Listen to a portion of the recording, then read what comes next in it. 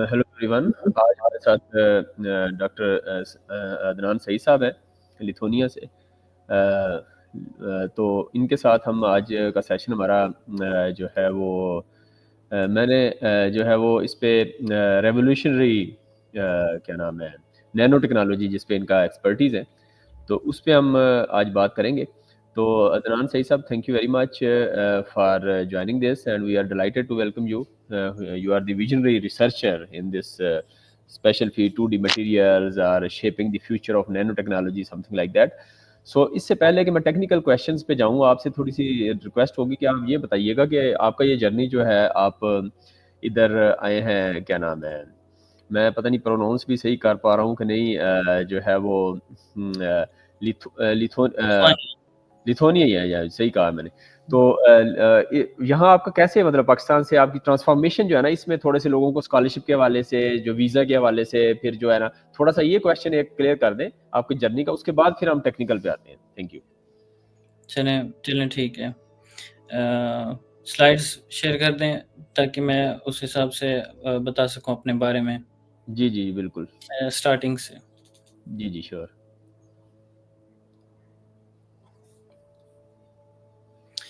So today I'm starting this topic because I'm currently working on the graphene project, and I'll start my introduction. My name is Muhammad Adnan Said. I'm currently PhD scholar in physics. So uh, today I would describe some of my experience, my past journey. So the first technical question which you asked me, मैं ये बताना चाहूँगा कि Lithuania में मैं कैसे आया। मैं पाकिस्तान में जब था तो मैंने एमफिल के बाद फ़ौरन ही अपने स्कॉलरशिप्स के ऊपर फ़ोकस किया, अप्लाई करना स्टार्ट किया। मैंने अपने सबसे पहली जो मेन इम्पोर्टेंट चीज़ थी कि वो मैंने अपने जो मास्टर थीसिस था, I was very focused on that at that time I already decided that I will go for PhD. I mean, you have to be in your mind, keep in your mind that what you want to do in your future. So पहले से ही आपको एक mind बनाना चाहिए जब आप master कर रहे होते हैं, क्योंकि आपकी अगर मास्टर की बेसिस स्ट्रांग होगी तो अगर तभी आप पीएचडी के लिए एलिजिबल हो सकते हैं और पीएचडी के लिए आप आगे जा सकते हैं। Then I applied for different positions, and then I got one position in Turkey. Actually, I started from Turkey, where I got my working position. So वहाँ पे एक प्रोजेक्ट था, वहाँ पे यूरोपीय यूनियन का, मैं वहाँ पे सिलेक्ट हुआ। मैंने वहाँ पे एज अ रिसर्चर जो है अपना जॉब स्टार्ट की। तुर्किश एरोस्पेस इंडस्ट्री के साथ अफिलिएटेड थी और वहाँ पे मैंने काम किया। जो सेंटर था हमारा A2M2 tech advance and additive manufacturing, उसके through. Then recently last year मैंने अप्लाई किया काफ़ी डिफरेंट पोजीशंस पे, and then I got this position. मैं टर्की में था तो मुझे वीज़ा का इशू नहीं हुआ, क्योंकि टर्की में ही लिथुआनिया की एम्बेसी है। बट जो लोग पाकिस्तान से अप्लाई करना चाहते हैं, उनको मैं ये बताना चाहता हूँ कि पहली बात तो जो लिथुआनिया है वो ईस्टर्न यूरोपियन साइड में है, और उसको बाल्टिक कंट्रीज़ भी कहते हैं। बेसिकली लिथुआनिया, लाटविया और इस्टोनिया, ये 3 बाल्टिक सी के साथ हैं और इनको बाल्टिक कंट्रीज़ कहते हैं। इनके साथ जो मेजर बड़ा कंट्री है वो है पोलैंड, और दूसरी साइड पे एस्टोनिया के साथ है फ़िनलैंड। तो ये फ़िनलैंड और पोलैंड के दरमियान ये 3 कंट्रीज़ हैं, और ये छोटे कंट्रीज़ हैं बहुत ही। और ये एंड पे हैं, इनके साथ जो है रशियन बॉर्डर है। तो बहुत सारे लोग ये चीज़ समझते हैं कि ये कंट्रीज़ शायद पुअर हैं या अंडर डेवलप्ड हैं, ऐसा बिल्कुल भी नहीं है। लिथुआनिया बहुत ही खूबसूरत और एक्चुअली वेल डेवलप्ड कंट्री है। ये तीनों ही बहुत अच्छे वेल डेवलप्ड कंट्रीज़ हैं। और यहाँ पे जो लिथुआनिया की एम्बेसी है वो बहुत सारे कंट्रीज़ में नहीं है, स्पेशली पाकिस्तान में भी नहीं है।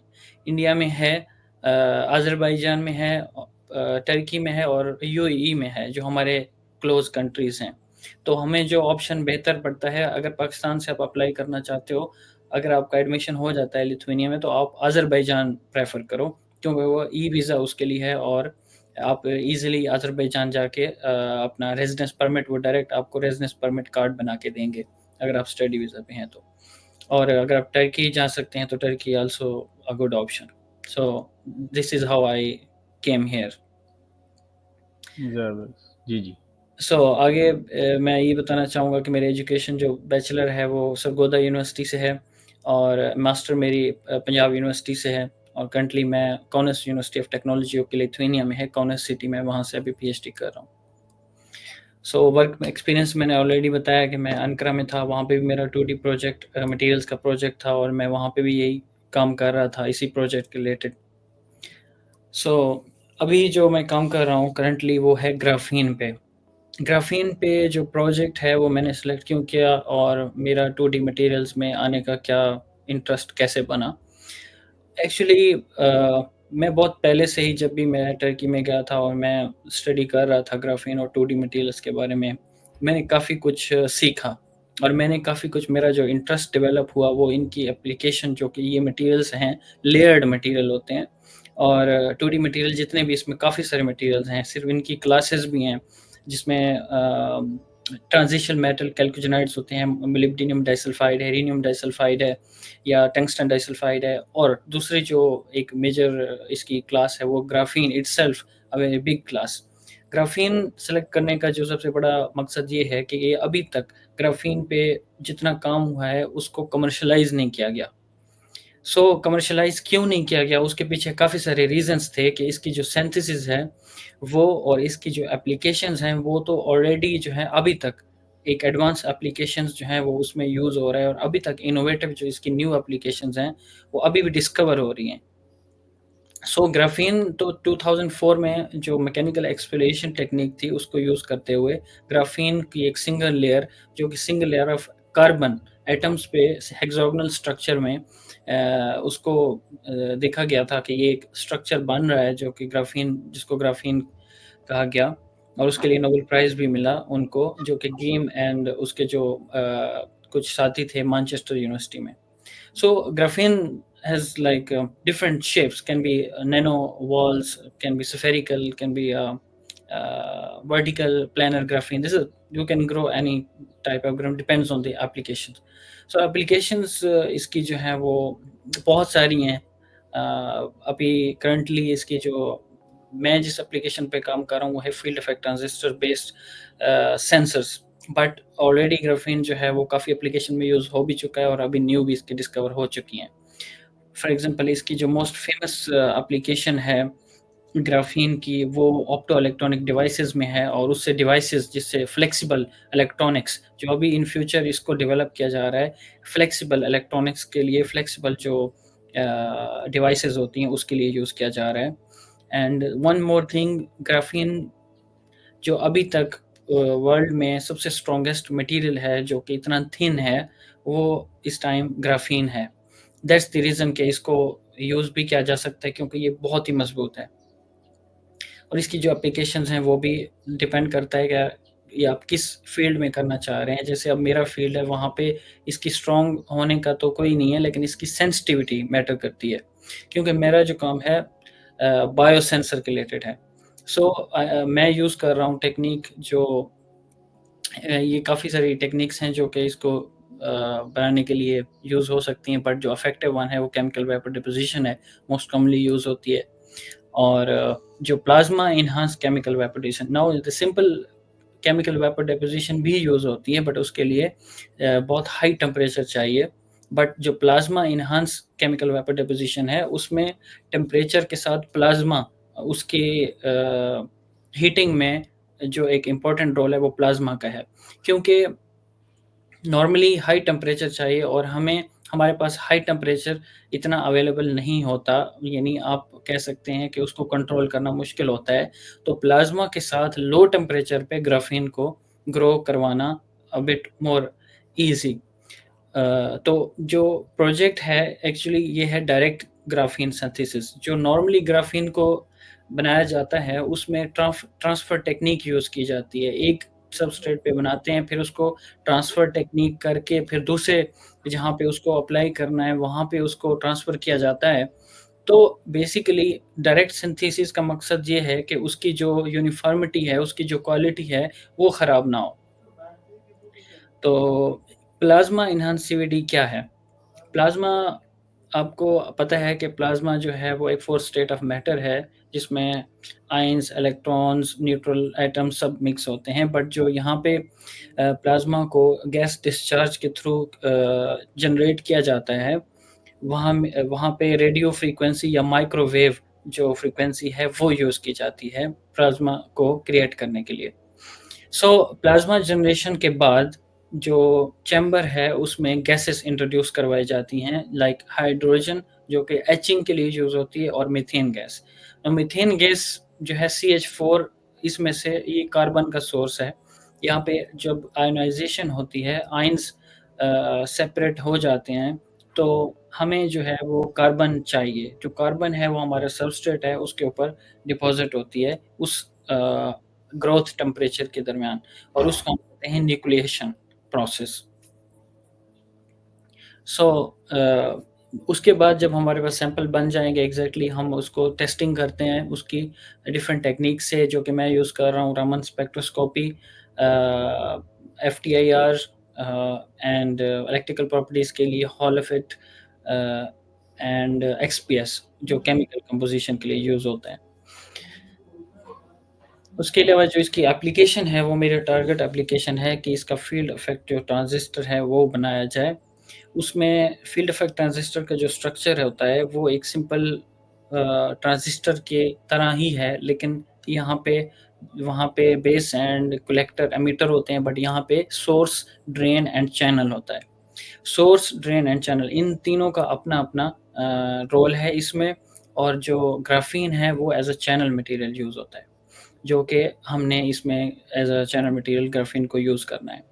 नाउ द जो सरफेस है सेमीकंडक्टर की वो हम फ़ंक्शनलाइज़ करते हैं बायो रिसेप्टर्स के थ्रू लाइक एंटीबॉडीज़ होते हैं, DNA, enzymes like this any kind of viruses which need to be detected.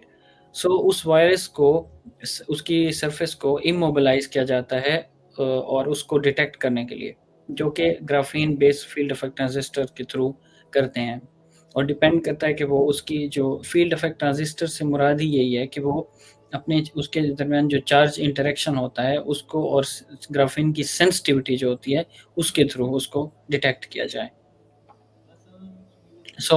इसमें इलेक्ट्रिक फ़ील्ड जो है वो यूज़ होता है फ़ील्ड इफ़ेक्ट ट्रांजिस्टर में और जो कि चार्जेस के फ्लो को इनिशिएट करता है और देन वायरस को हम डिटेक्ट कर सकते हैं इसके through not just single virus different type of viruses even the target is कोविड-19 क्योंकि अभी रिसेंटली जो कोविड-19 का इशू बना तो उसके बाद सबसे ज़्यादा जो नीड थी कि उसको कैसे डिटेक्ट किया जाए स्पेसिफिकली पोर्टेबल डिवाइसेस के साथ।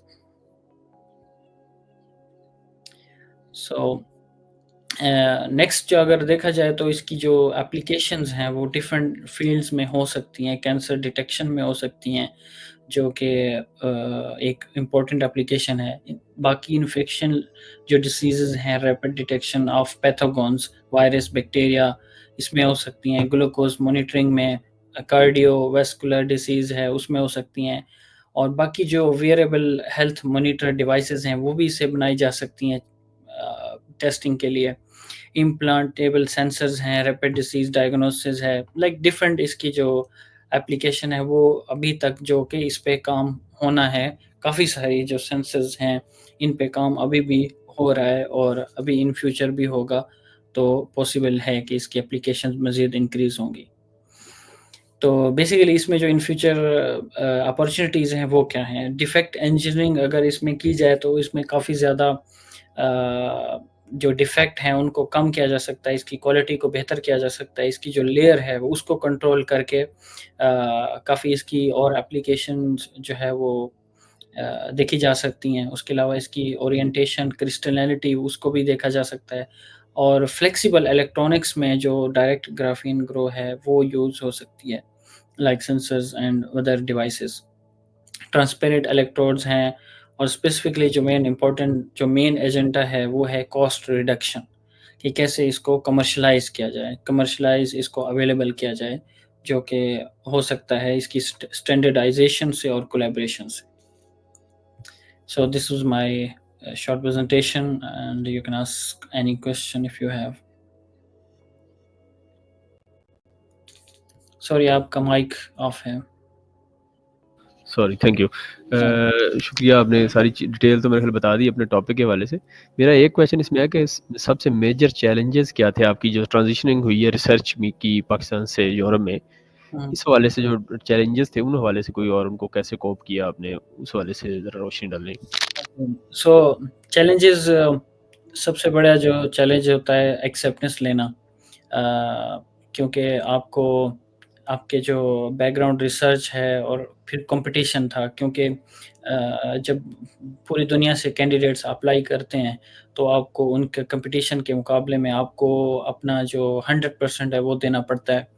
तो ये सबसे बड़ा चैलेंज है आई थिंक कि अपने आप को प्रूव करना कि आप उस पोज़ीशन के लिए एलिजिबल हो, आपका बैकग्राउंड, आपकी जो एक्सपीरियंस है, वो रिलेटिव है।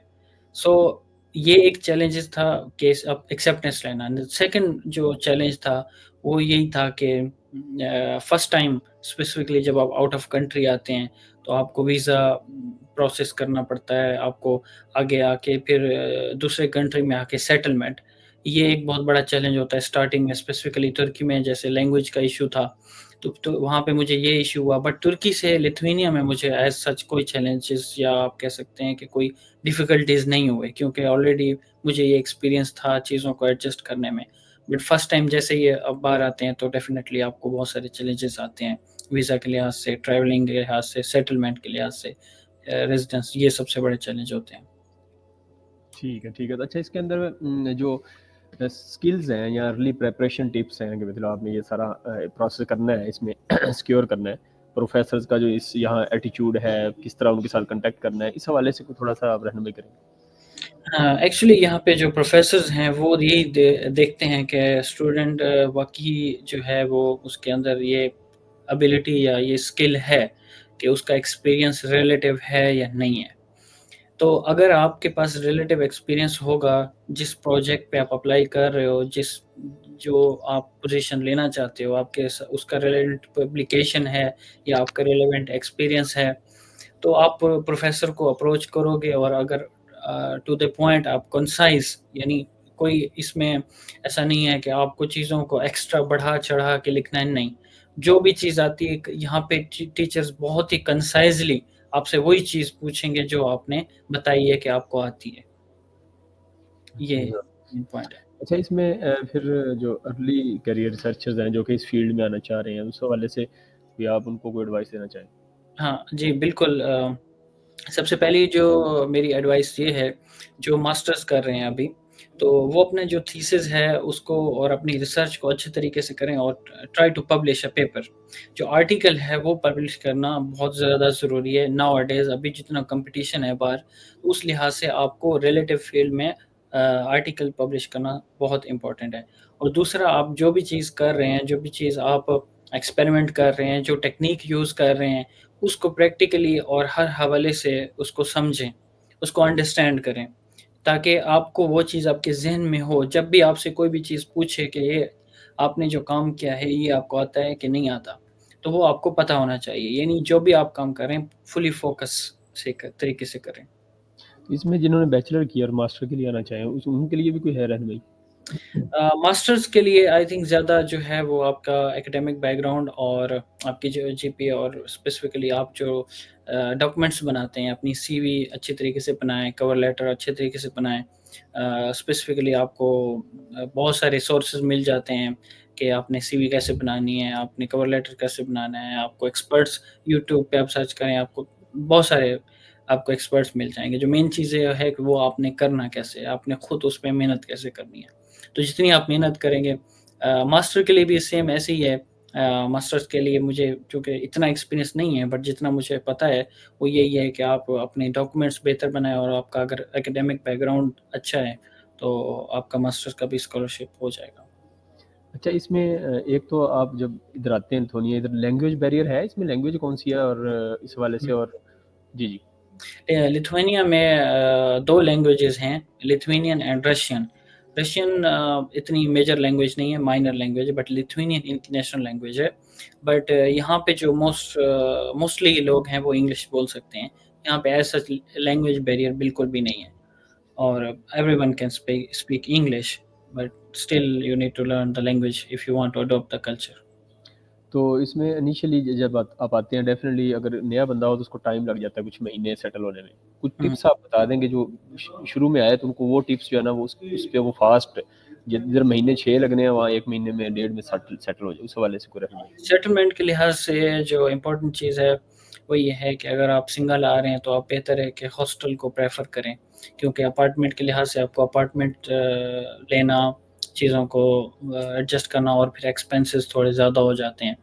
तो अगर आपको यूनिवर्सिटी हॉस्टल दे रही है तो दैट्स द बेस्ट थिंग। अगर नहीं दे रही तो आपको फिर अपार्टमेंट ढूँढना पड़ता है, फिर उसमें आपको चीज़ों को देखना पड़ता है। फिर खाने के लिहाज से कोई ऐसा इश्यू नहीं है, आपको चिकन मिल जाता है, सब कुछ सब्जियाँ, सब कुछ हलाल जो है वो मौजूद है चीज़ें, और लाइक खाने के लिहाज से भी कोई ऐसा इश्यू नहीं है। तो ठीक है। आपको जो मेन चैलेंज है वो यही है कि आपको कुकिंग खुद ही करनी पड़ेगी, प्रॉबेबली, क्योंकि यहाँ पे कोई और ऑप्शन नहीं है आपके पास।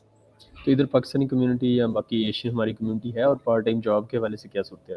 हाँ, पाकिस्तानी कम्युनिटी यहाँ पे है, पाकिस्तानी स्टूडेंट्स हैं काफ़ी ज़्यादा, और जो पार्ट टाइम जॉब है वो लिथुआनिया में अभी जॉब्स हैं, बट इतनी हायर लेवल पे नहीं है। मोस्टली जो स्टूडेंट्स हैं वो किसी न किसी कंपनी में, वेयर हाउसेस में ड्राइविंग कर सकते हैं, वो लोग डिलीवरी का बहुत ज़्यादा स्टूडेंट्स काम करते हैं।